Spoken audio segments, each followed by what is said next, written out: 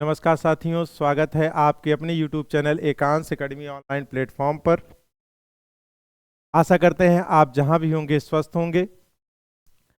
हम लोग भी आप भारतीय संविधान पढ़ रहे हैं। भारतीय संविधान का निर्माण आप पढ़ चुके हैं। प्रस्तावना का टॉपिक चल रहा है। प्रस्तावना में भी हम लोग जो उसके कीवर्ड हैं, जैसे हम भारत लोक, संपूर्ण, प्रभु, संपन्न, समाजवाद, पंथ निरपेक्ष, उसके कीवर्ड पर हम लोग बात कर रहे हैं जो विभिन्न प्रतियोगी परीक्षाओं में अक्सर पूछे जाते हैं कि समाजवाद क्या है, पंथ निरपेक्ष क्या है। उसके बाद 4 ऑप्शन दे देता है। तो हम लोग अपनी क्लास में, पिछली वीडियो की क्लास में भैया समाजवाद पर चर्चा कर लिए थे। अब समाजवाद के बाद जो अगला शब्द है वो है पंथ निरपेक्ष। आइए हम लोग बात करते हैं पंथ निरपेक्ष क्या होता है। पंथ निरपेक्ष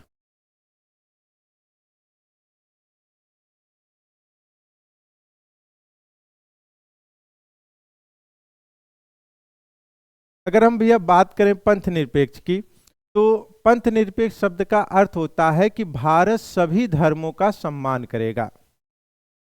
अपने देश का कोई धर्म नहीं होगा, लेकिन सभी धर्मों का इस देश में सम्मान किया जाएगा। इसमें रहने वाला प्रत्येक व्यक्ति अपनी इच्छा अनुसार किसी भी धर्म को अपना सकता है। इच्छा अनुसार, याद रखना, इच्छा अनुसार किसी भी धर्म को अपना सकता है। ठीक है। तो अगर हम देखें कि पंथ निरपेक्ष का क्या अर्थ होता है, तो क्या बताएंगे भैया? भारत सभी धर्मों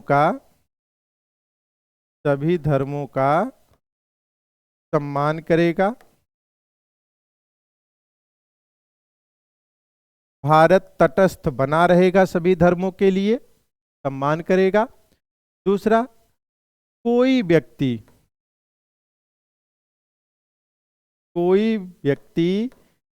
किसी भी धर्म को अपना सकता है।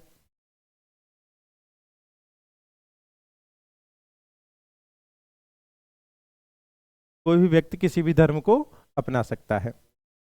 अच्छा, साथ ही साथ बेटा आप अपनी इच्छा अनुसार धर्म का प्रचार प्रसार भी कर सकते हैं। अब यहां पर एक की पॉइंट आता है बेटा कि अगर मान लीजिए हमारा जो धर्म प्रचार प्रसार है किसी दूसरे धर्म का विरोध कर रहा है, तो भी क्या प्रचार प्रसार कर सकते हैं? तब वहां मैं कहूंगा नहीं। भारत कहता है आप धर्म को स्वीकार करिए, उसका प्रचार प्रसार करिए, लेकिन दूसरे धर्म का विरोध किए बिना। यहां हम कह सकते हैं दूसरे धर्म का विरोध किए बिना।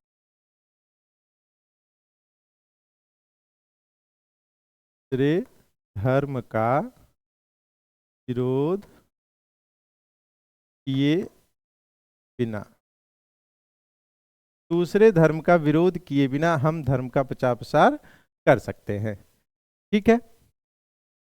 जैसे एक एग्जाम्पल लें, आपको धर्म प्रचार की छूट मिल गई और आप जय श्री राम डीजे बजाते हुए जा रहे हैं और वहां मस्जिद आई और वहीं आप रोक दिए डीजे को और वहीं आप बजा रहे हैं, तो क्या ये सही है? नहीं सही है ना। तो आगे का तो प्रोसेस पता ही होगा।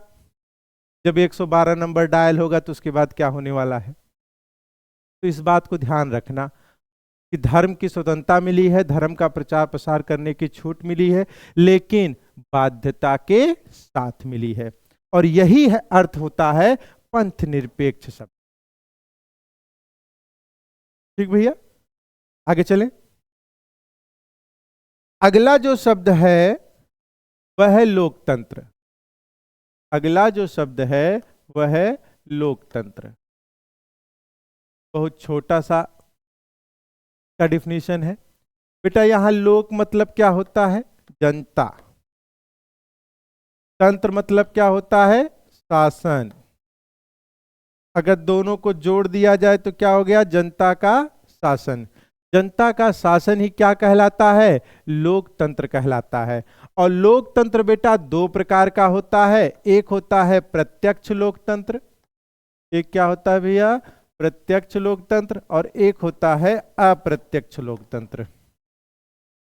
प्रत्यक्ष लोकतंत्र वह तंत्र होता है जिसमें जनता डायरेक्ट सीधा वोट करे। जहां पे जनता वोटिंग करे उस चुनाव को या उसको प्रत्यक्ष लोकतंत्र कहा जाएगा। जब जनता वोट ना करे, जनता के प्रतिनिधि जब चुनाव में वोट करें तो अप्रत्यक्ष लोकतंत्र। जैसे राष्ट्रपति का जो चुनाव है वो क्या है? अप्रत्यक्ष है, क्योंकि जनता ने वोट तो किया नहीं। राष्ट्रपति के चुनाव में एमएलए और एमपी वोट कर रहे हैं, लोकसभा, विधानसभा और राज्यसभा के सदस्य वोट कर रहे हैं, तो इसलिए वो क्या हो जाएगा? अप्रत्यक्ष हो जाएगा। ठीक है, तो भैया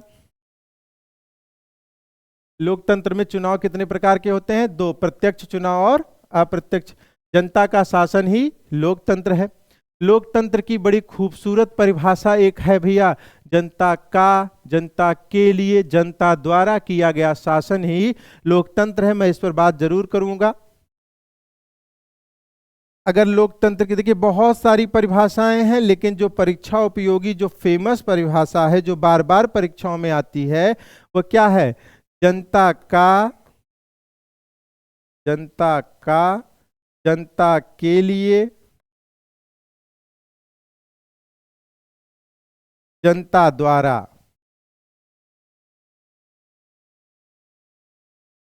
जनता का, जनता के लिए, जनता द्वारा किया गया शासन, किया गया शासन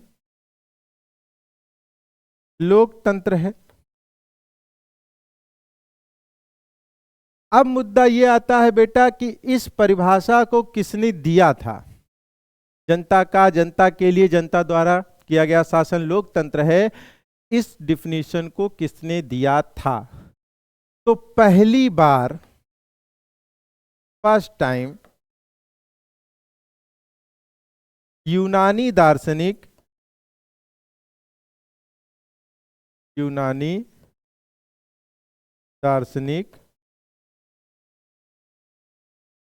वालियान द्वारा ये स्टेटमेंट दिया गया था। किसके द्वारा?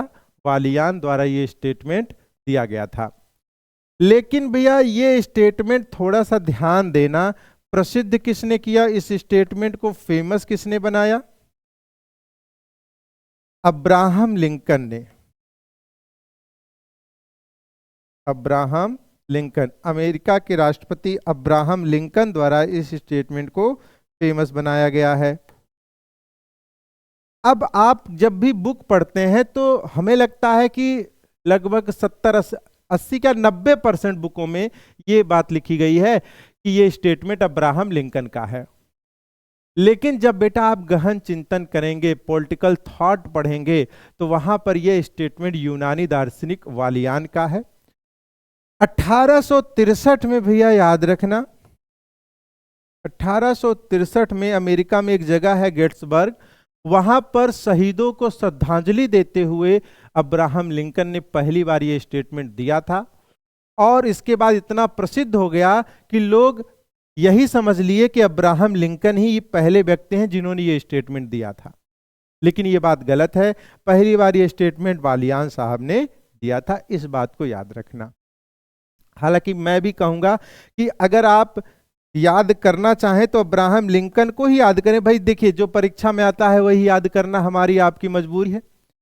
अभी वालियान साहब का तो एक बार भी एग्जाम में आया नहीं है, तो फाइनली आप याद रखें अब्राहम लिंकन। लेकिन इन केस अगर ऐसा प्रश्न बने तो इस पर भी वालियान साहब को भी भूलना मत।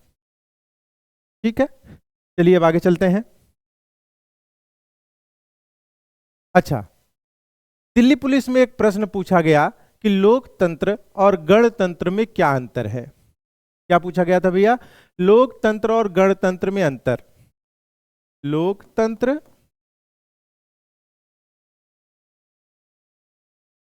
और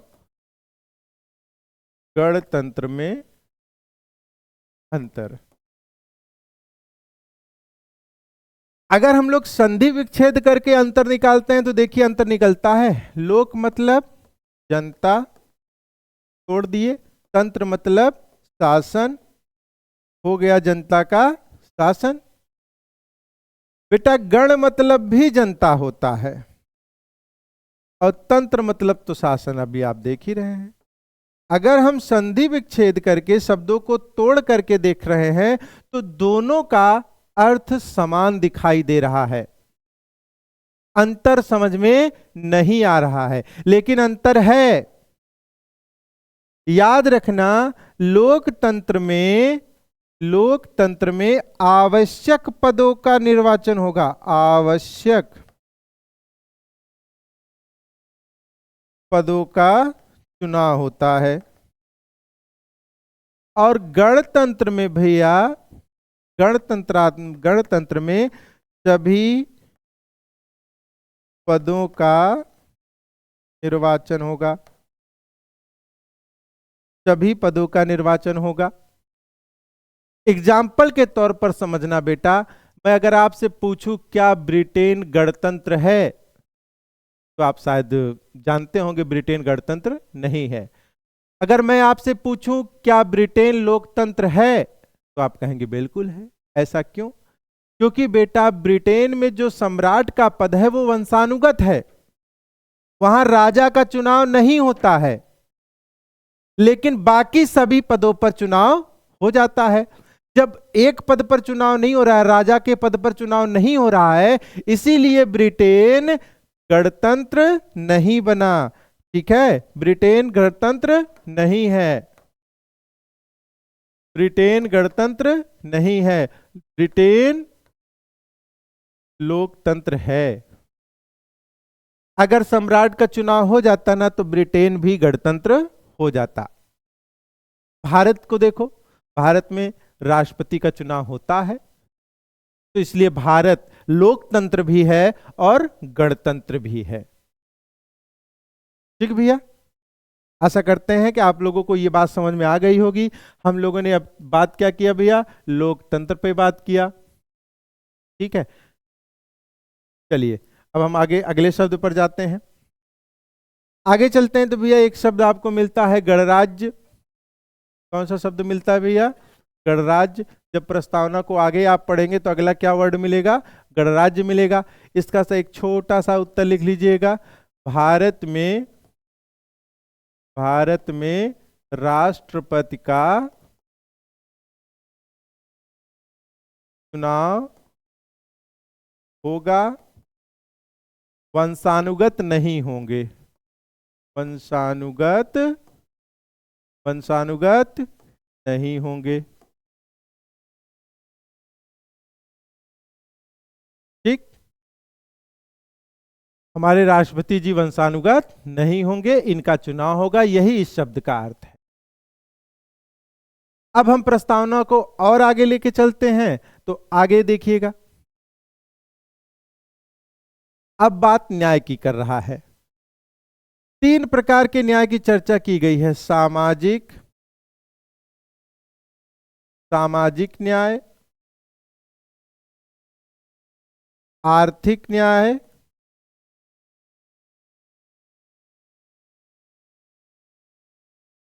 और एक राजनीतिक न्याय।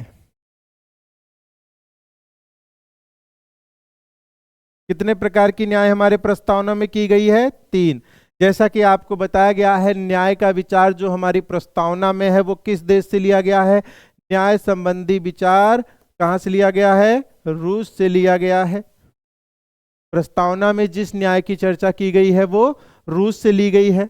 आइए देखते हैं इनका अर्थ क्या है। न्याय का मतलब बेटा होता है सभ्य समाज।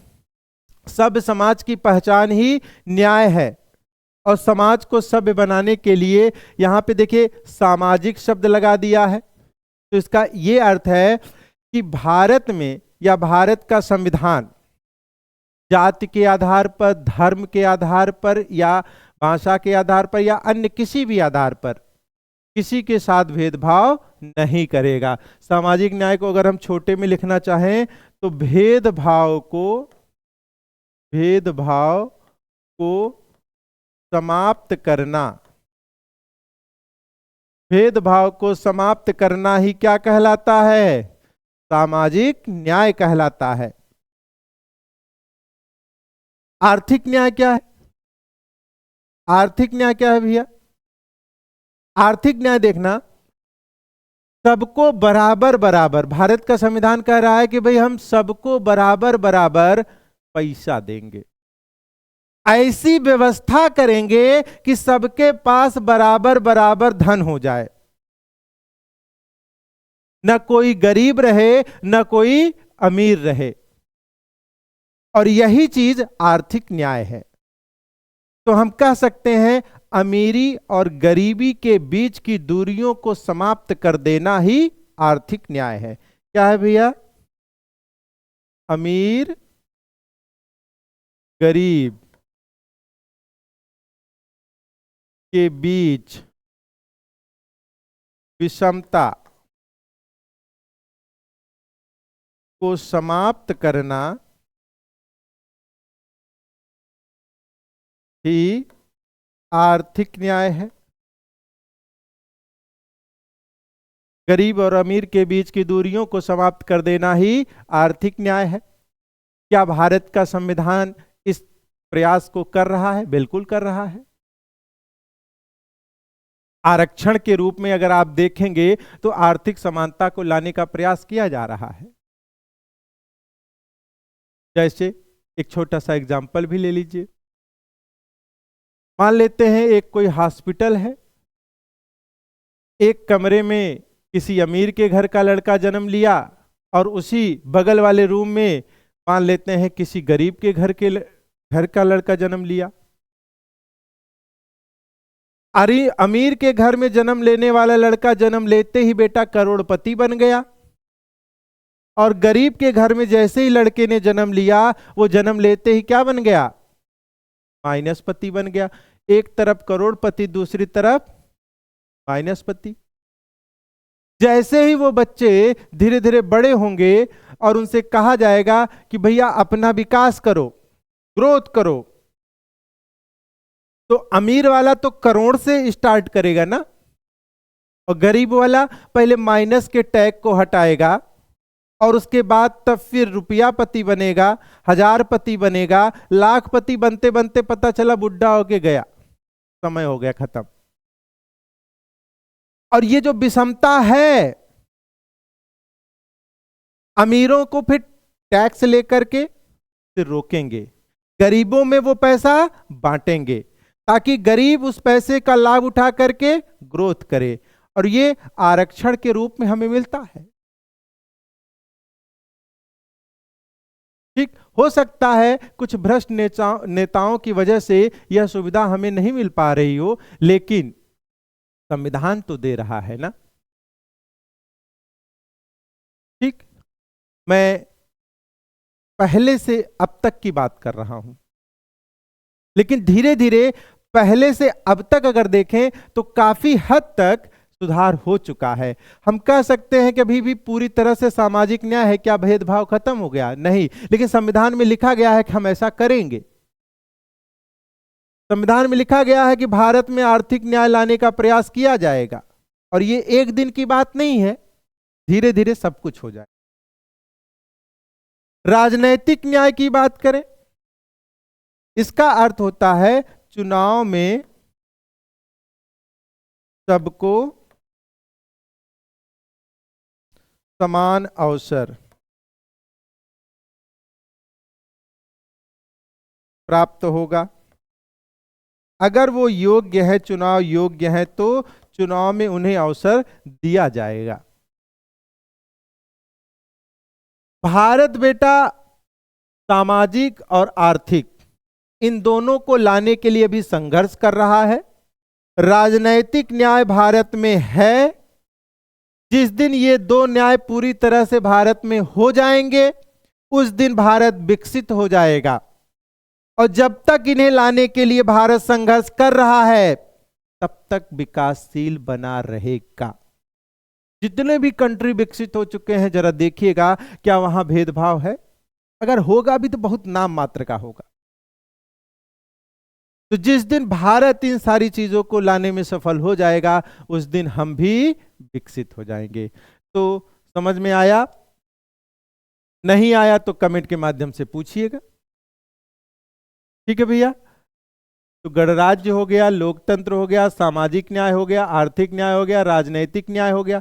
इसके बाद हमारी प्रस्तावना में बेटा स्वतंत्रता की बात की गई है, स्वतंत्रता की बात की गई है। और हमारी प्रस्तावना, बेटा मैं फिर से बोल रहा हूं, प्रस्तावना की स्वतंत्रता बता रहा हूं, मौलिक अधिकार की स्वतंत्रता नहीं बता रहा हूं, कंफ्यूज मत हो ना। प्रस्तावना की स्वतंत्रता की बात की जा रही है। तो प्रस्तावना में जो स्वतंत्रता है, एक तो लिखा गया है भाई विचार की स्वतंत्रता होगी, फिर लिखा गया है अभिव्यक्ति की स्वतंत्रता होगी, फिर लिखा गया है भाई विश्वास की स्वतंत्रता होगी, फिर लिखा गया है भाई धर्म की स्वतंत्रता होगी, और लिखा गया है उपासना की स्वतंत्रता होगी। विचार, अभिव्यक्ति, विश्वास, धर्म, उपासना की स्वतंत्रता। मुझे नहीं लगता है कि इस मामले में आपको कुछ पूछना है। भाई मेरा मन, मैं चाहे जो सोचूं कोई रोक सकता है, मेरी मर्जी, मेरी स्वतंत्रता। अभिव्यक्ति, क्या हम अपने विचारों को दे सकते हैं? बिल्कुल दे सकते हैं, लेकिन थोड़ा सा रुक के देना, कहीं ऐसा ना हो कि वो किसी धर्म या किसी देश को आहत पहुंचाएगा तो दिक्कत में आ जाओगे। भारत का संविधान कहता है कि आपका विचार भाई तभी तक ठीक है जब तक देश और समाज में ठीक कोई नुकसान नहीं हो रहा है आपकी वजह से।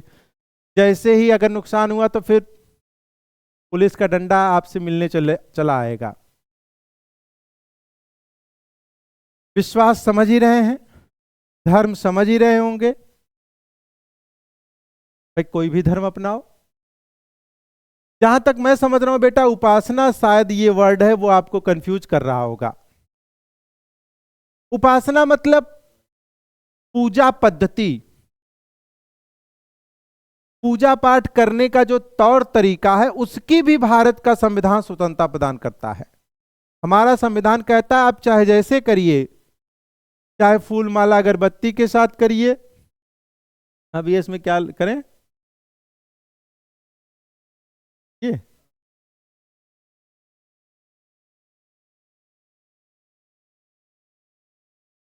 थोड़ा सा रुक जाइए भैया, आलू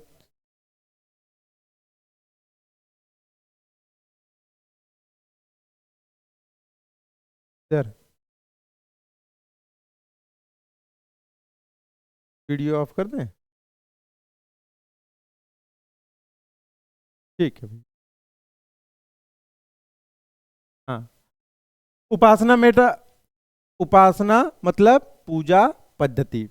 तो ये 5 प्रकार की स्वतंत्रता हमारा संविधान देता है। ना समझ में आए तो फिर से कमेंट करके पूछना, क्योंकि ये परीक्षा उपयोगी उतने महत्वपूर्ण नहीं है, लेकिन ये जानना जरूरी है, क्योंकि ऐसे पूछता है कि भारत का संविधान या भारत के संविधान की प्रस्तावना में कौन सी स्वतंत्रता नहीं लिखी गई है, इसलिए ये शब्द आपको याद होने बस जरूरी है।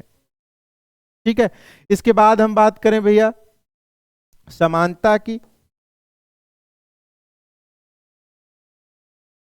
तो हमारा संविधान, हमारे प्रस्तावना में लिखा गया है कि भाई अवसर और प्रतिष्ठा,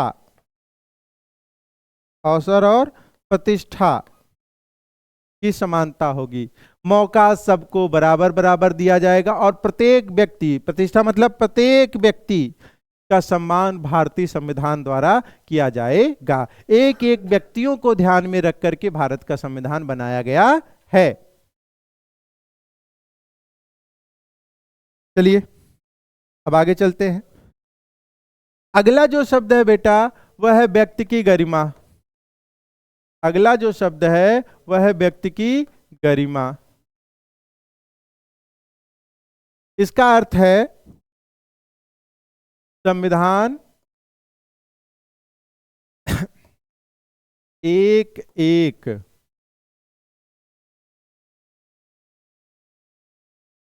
व्यक्ति को ध्यान में रखकर कार्य करेगा। एक एक व्यक्ति को ध्यान में रख करके भारत का संविधान कार्य करेगा। मैं यहां थोड़ा सा एक चीज आपको बताना चाहूंगा। ये जो व्यक्ति की गरिमा शब्द है, इस शब्द के स्थान पर महात्मा गांधी जी गांव की गरिमा शब्द लाना चाहते थे। गांधी जी का मानना था कि यहां गांव की गरिमा शब्द होना चाहिए। अगर गांधी जी के अनुसार यहां पे गांव की गरिमा लिख दिया गया होता तो इसका मतलब होता कि संविधान एक एक गांव को ध्यान में रख करके कार्य करेगा, तो दिक्कत होती। लेकिन बाबा साहब भीमराव अंबेडकर ने गांव की गरिमा की बजाय कौन सा शब्द इंक्लूड करवा दिया? व्यक्ति की गरिमा।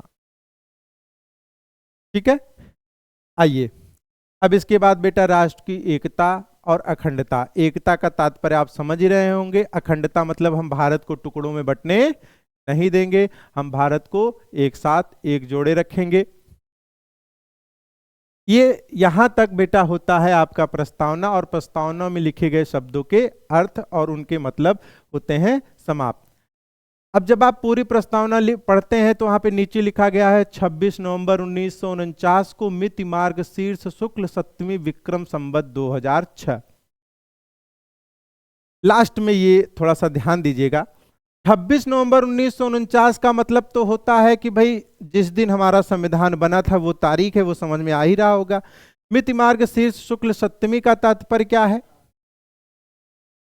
मिति मार्ग शीर्ष शुक्ल सप्तमी का तात्पर्य है कि जब हमारा संविधान बना था तो उस समय जो हिंदी महीने में होता ना कृष्ण पक्ष शुक्ल पक्ष, उस समय कृष्ण पक्ष की, माफ करना, विक्रम संवत मिति मार्ग शीर्ष माफ करना शुक्ल सप्तमी चल रही थी, शुक्ल पक्ष की सप्तमी चल रही थी, कृष्ण पक्ष नहीं था बेटा, शुक्ल पक्ष की सप्तमी चल रही थी, उसी दिन भारत का संविधान बना था। अब आगे लिखा गया है विक्रम संवत। विक्रम संवत, तो बेटा विक्रम संवत के बारे में हिस्ट्री वाली क्लास में थोड़ी सी चर्चा हुई थी, मैं यहाँ पे शॉर्टकट में आपको बता दे रहा हूँ कि हमारे देश में एक राजा थे विक्रमादित्य, तो विक्रमादित्य द्वारा एक कैलेंडर बनवाया गया था और जिसे विक्रम संवत के नाम से जाना जाता है।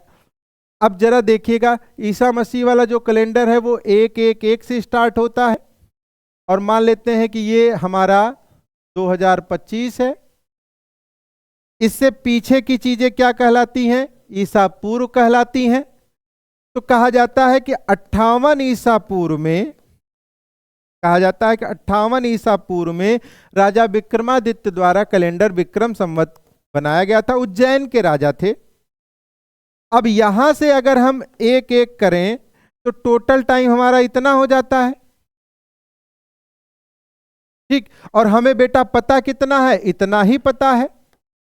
अगर इतना और पता करना हो तो 2025 में 58 हम जोड़ देंगे तो यहां तक का समय पता चल जाएगा, विक्रमादित्य के टाइम पीरियड तक का पता चल जाएगा।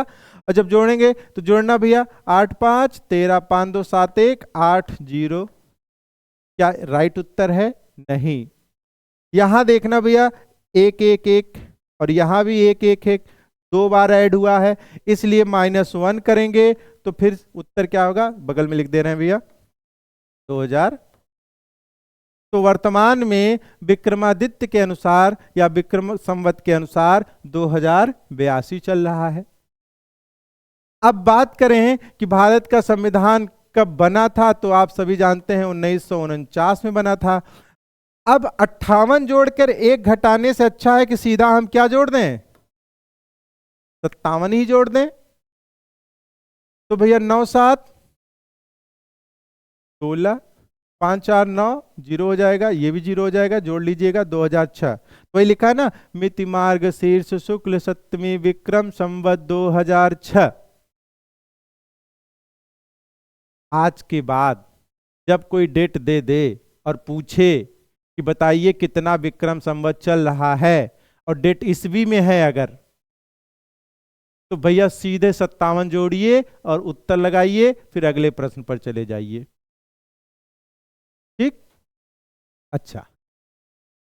अब बेटा बहुत महत्वपूर्ण बात है और यही बात बताकर अपना चैप्टर हम लोग क्लोज करेंगे। लेकिन प्रश्न यह जानना बहुत जरूरी है कि जो प्रस्तावना बनाई गई थी पंडित जवाहरलाल नेहरू द्वारा, क्या वह प्रस्तावना आज तक है? कि उसमें कभी कोई परिवर्तन भी हुआ, अगर हुआ तो कितनी बार हुआ, किसके कहने पर हुआ,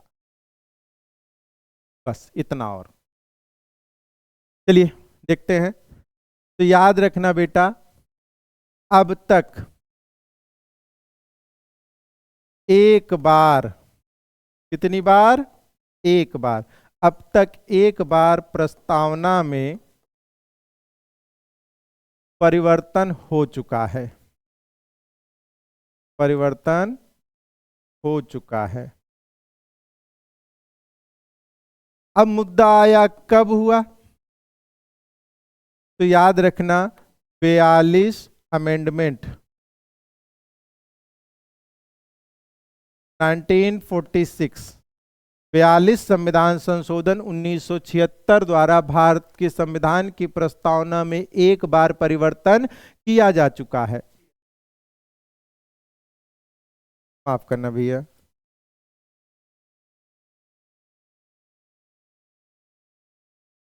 उन्नीस में एक बार परिवर्तन किया जा चुका है।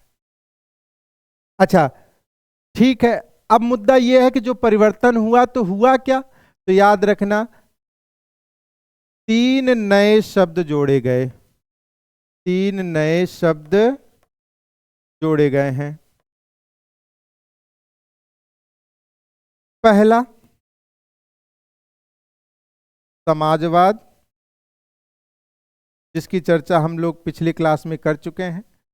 दूसरा पंथनिरपेक्ष, जिसकी चर्चा थोड़ी देर पहले अभी हुई है, निरपेक्ष है भैया,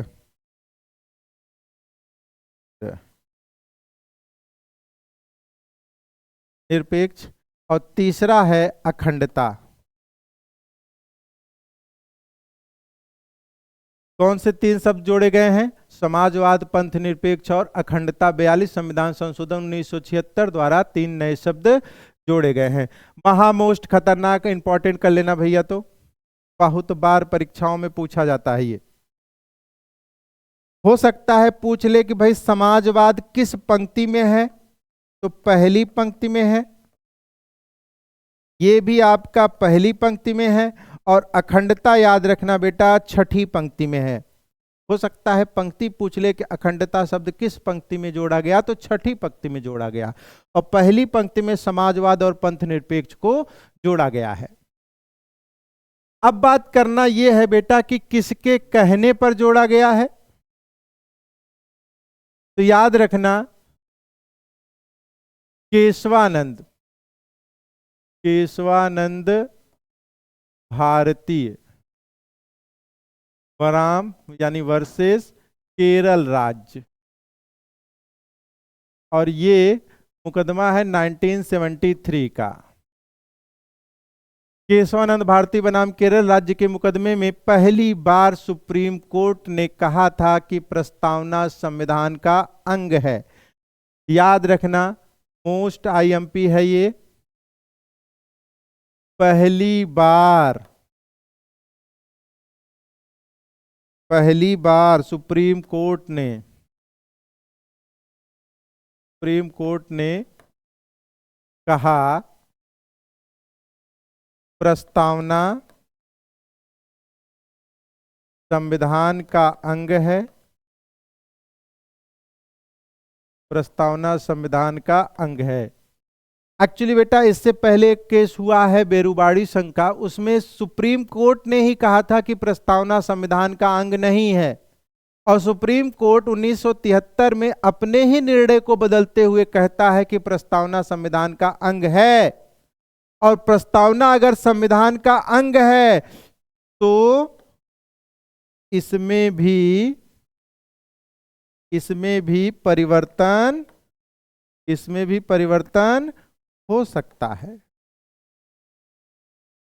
अगर अंग है तो परिवर्तन होगा, अगर अंग नहीं है तो परिवर्तन नहीं होगा। बेरुबाड़ी में कहा गया अंग नहीं है तो परिवर्तन उस समय मना कर दिया था। केशवानंद के केस में कहा गया कि भाई अंग है तो परिवर्तन होगा।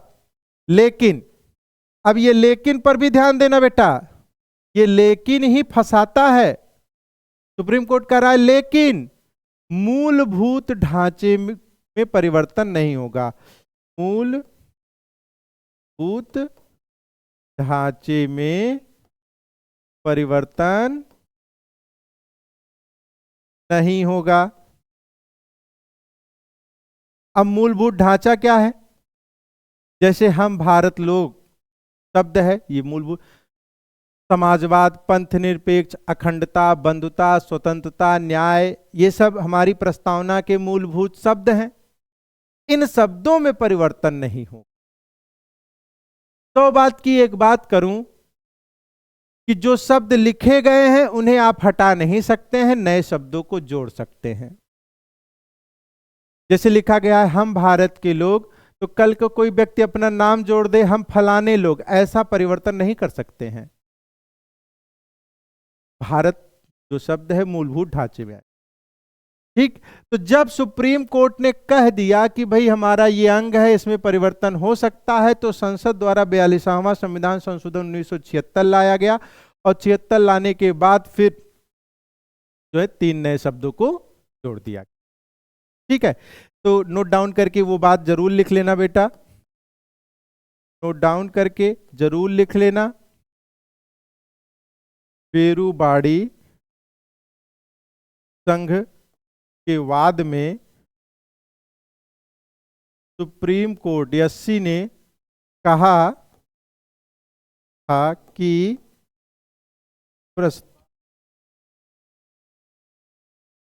कि प्रस्तावना संविधान का अंग नहीं है। ठीक, और ये मुकदमा कब का है? 1960 का है। सुप्रीम कोर्ट ने कहा कि भले ही संविधान सभा के निर्माताओं का उद्देश्य जो है प्रस्तावना बनाने का कुंजी के रूप में है, लेकिन यह संविधान का अंग नहीं है। मतलब मैं ये कहना चाहता हूं कि हमारी प्रस्तावना संविधान की कुंजी कही जाती है।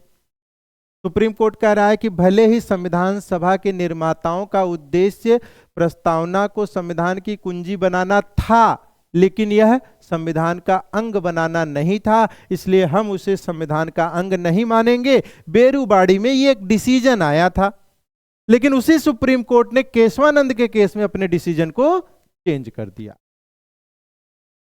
ठीक, एक क्वेश्चन और, इन 2 मुकदमों के अलावा क्या ऐसा और कोई केस था जिसमें कहना पड़ा सुप्रीम कोर्ट को कि भाई प्रस्तावना संविधान का अंग है? तो बिल्कुल एक मुकदमा और याद रखिएगा। हाँ, एक मुकदमा भी और याद रखिएगा, LIC भैया है, LIC इंडिया करके है, LIC ऑफ इंडिया करके है, थोड़ा सा देख लीजिएगा।